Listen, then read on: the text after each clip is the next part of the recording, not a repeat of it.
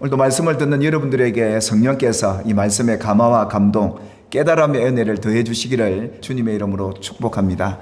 예수님께서 이 땅에 오셔서 가장 관심을 가졌던 것은 그 어떤 것보다 하나님의 나라 천국이었습니다.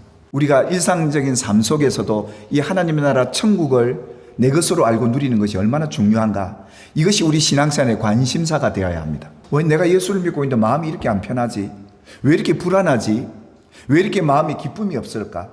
신앙생활을 해도 내 마음속에 어떤 변화가 없다면 뭔가 잘못된 신앙을 갖고 있다는 거죠. 예수님이 말씀하셨듯이 이 천국 하나님의 나라는 비밀로 붙여졌기 때문에 아무나 알고 누리는 나라가 아니었습니다. 그런데 오늘부터 여러분이 함께 살펴볼 것은 이런 비밀스러운 천국, 이 하나님의 나라를 알고만 있어서 되는 게 아니라 이것을 내 삶 속에 어떻게 누리고 내 것으로, 또 그리고 공동체와 함께 어떻게 이 하나님의 나라를 누리고 살 것인가, 이것이 우리에게 더 중요한 거예요. 그래서 안다고 하지만 실제적으로 이 천국을 누리는 사람이 그렇게 많지 않다라는 것을 우리 믿음의 현실 속에 보게 되죠. 그래서 여러분의 삶 속에 이 하나님의 나라 천국을 보게 되는 은혜가 있게 되기를 주님의 이름으로 축복합니다. 그래서 오늘 여러분들에게 첫 번째 시간으로 이 하나님의 나라를 우리 실생활에서 어떻게 내 것으로 바라보고 살 것인가, 여러분에게 말씀을 전해드리려 하는데요. 오늘 요한복음 3장 3절을 중심으로 여러분 몇 차례 여러분에게 말씀을 드릴 텐데요. 사람이 거듭나지 않으면 하나님의 나라를 볼 수 없느니라 라고 예수님 말씀하시죠. 그래서 하나님의 나라를 볼 조건은 거듭나야 한다라는 말씀이었습니다. 하나님의 나라는 이 거듭나는 데 있다고 그러는데 과연 거듭나는 것이 무엇인가? 첫 번째 시간으로 이 땅을 살아가는 성도들에게 가난한 자들도 없고 병든 자도 없고 하나님이 다스리고 통치하는 그 영역 속에 들어가는 육에 대한, 이 세례에 대한 이야기를 여러분에게 함께 나누게 될 텐데요. 바리새인 중에 니고데모라는 사람이 있습니다. 유대인의 지도자, 부유하고 부족함이 없는 사람인데 그가 예수님을 찾아온 거예요. 그가 예수님을 보니까 예수님과 하시는 그 일들, 예수님과 함께 일어나는 그 일들이 그가 생각지 못했던 그런 일들이었던 거죠. 병든 자들이 고침을 얻고 가난한 자들이 위로를 얻고 소망을 얻고 예수님과 함께 있는 그 모습이 하나님이 함께하지 않으면 일어날 수 없는 일들이었던 거죠. 그러니까 그걸 목격하고 예수님을 찾아온 거죠. 그러면서 예수님이 하나님께로부터 오신 분이라는 사실을 그는 알아차렸죠. 이 니고데모가 예수님을 왜 찾아왔느냐 하면 분명히 저기 하나님의 나라가 있는데 하나님의 다스리고 통치하는 그곳에 질병도 슬픔도 눈물도 없는 예수님과 함께하고 있는 그 곳이 하나님의 나라 천국이구나.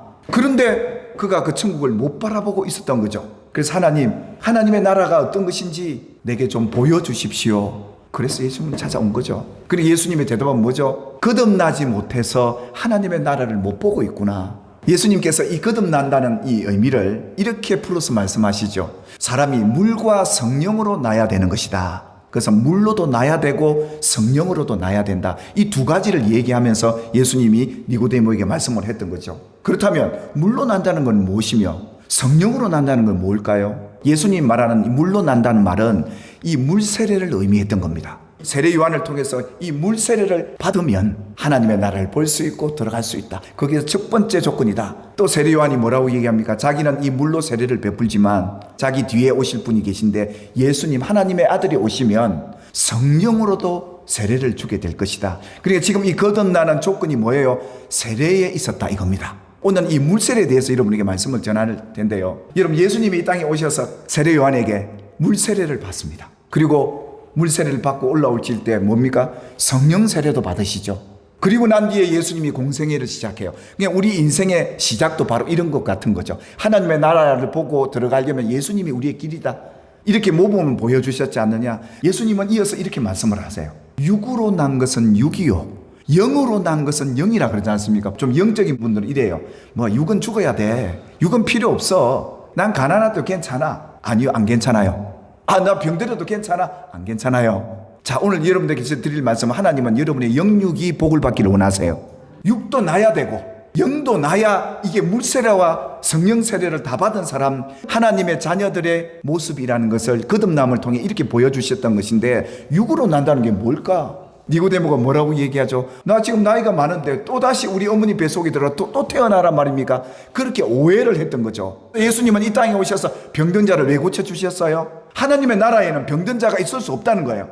아니 그러면 예수 믿고 병든 사람은 전부 하나님의 나라와 상관없다는 말입니까? 그 말이 아니에요. 왜 우리는 건강하게 살지 못할까? 왜 우리는 가난하게 살 수밖에 없을까?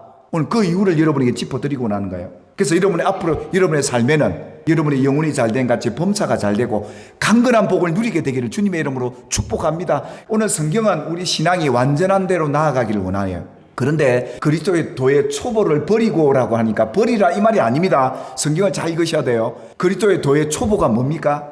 회개함과 신앙과 세례들 그리고 안수와 부활 심판에 대한 이 교훈, 이게 바로 도의 초보인데 한마디로 기본이고 기초인데 이 기초가 있어야 완전한 신앙인으로 간다는 겁니다. 그 기본 중에 하나가 세례라는 의미인데 이 세례만 바로 우리가 알아도 우리 신앙이 온전한 자리에 서게 될 뿐만 아니라 하나님의 나라 천국이 여러분에게 보여지고 누리게 되는 복이 될 줄 믿으시기를 주님의 이름으로 축복합니다. 그렇다면 이 물로 나야 된다. 예수님의 당시 세례 요한이 주었던 이 물세례는 어떤 사람이 받았느냐?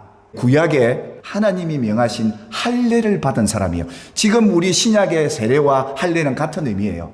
예수님 말한 물로 나야 된다는 이 의미는 할례를 받은 사람이 살다가 죄 짓잖아요. 그러면 그 죄 짓고 지옥으로 살아야 되느냐? 그게 아니고 할례를 받은 사람이 와서 받는 세례가 물세례였어요. 죄를 회개하러 오는 거예요. 죄 사함을 받으러 오는 거예요. 죄 사함을 그 세례를 통해 확신하고 믿음을 갖게 되고 그 죄에서 노임을 받았다라는 그 의미가 물로 나는 것이었고, 그래서 하나님께서 내 언약이 너희 영혼에 있다 하지 않고 너희 육체, 너희 살에 있어 영원한 언약이 될 것이다. 그래서 하나님은 이 할례 받은 백성은 하나님이 이 육체의 언약을 맺었기 때문에 네가 살아가는 동안 너를 지켜줄 것이다, 보호해 줄 것이다, 그런 약속을 하나님이 이 할례 가운데 주셨던 거죠. 이 백성들이 살다 보니까 죄를 짓고 이러니까 불안해지잖아요. 하나님이 나를 저주하지는 않을까? 내가 병들지는 않을까? 내가 실패하지 않을까 하는 이런 두려움을 갖고 있죠. 그때 어떻게 해요? 물세례 받으러 나와서 죄에서 자유를 얻는 그 의식이 바로 그 당시 예수님 당시에 있었던 이 물세례였고, 이게 물로 나는 것이었어요. 세례 한번 받았다고 끝나는 게 아니라 매일매일 자기 죄를 회개하고 그 죄에서 사함을 얻는 은혜를 경험을 해야 우리 육이, 내 산업이, 내 몸이 안전하게 하나님의 보호를 받을 수 있다라는 그 하나님의 약속 속에 주어졌던 것이죠. 그래서 여러분 보실까요?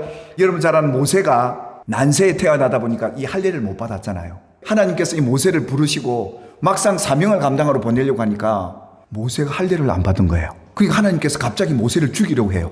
그때 그 아내가 시포라는 이 여인이 어떻게 해요? 빨리 자기 아들 표피를 떼서 할례를 받게 합니다. 하나님이 그걸 보고 그 피를 보고 그 살을 보고 그 믿음을 보고 모세를 죽지 않게 살려줘요. 그게 이 할례에 담긴 의미였고 이 할례가 그만큼 중요했던 것이었고요. 그래서 이 아내 덕분에 남편이 살은 거예요. 이 믿음 때문에. 바로 내 백성 중에서 끊어지지 않도록 하나님이 정확하게 지켜 보호해 주겠다는 약속이 이 할례 가운데 있었던 것이기 때문에 할례 받은 이 성도들이 또 죄 짓고 오면 그 죄 사함을 지금이야 우리가 예수님 앞에 어디서든지 회개하고 내 죄 용서해 달라고 예수님 앞에 눈물로 회개하고 돌이키면 되지만 그 당시는 바로 이 물세례의 의미가 바로 이랬던 거죠. 그리고 난 뒤에 요한은 이 물로 세례를 베풀면서 내 후손들이 하나님의 간섭과 보호를 받고 살도록 해줘야 되겠다. 그 세례를 하나님의 베풀라 했던 거고, 그 이후에 성령으로도 올 이 세례, 다음 주에 우리가 함께 나누게 될 텐데요.